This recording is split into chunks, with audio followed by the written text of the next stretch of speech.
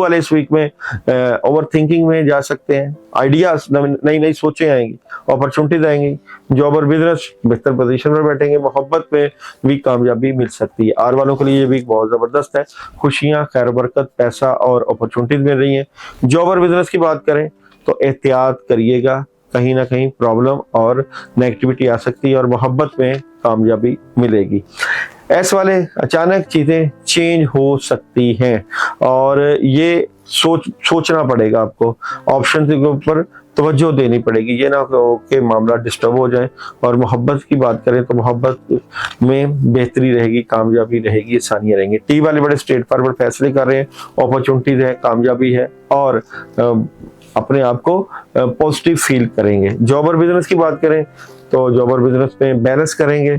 और मोहब्बत की बात करें तो मोहब्बत में हैरान कुन खबरें। अच्छा जी, यू वाले एहतियात करें, नेगेटिविटी हो सकती है, डिस्टर्बेंस हो सकती है और धोखा हो सकता है। जॉब और बिजनेस मामला को स्मूथली लेके चलेंगे और मोहब्बत में भी चीजें बैलेंस करने की कोशिश करेंगे, लेकिन बॉटम में एहतियात।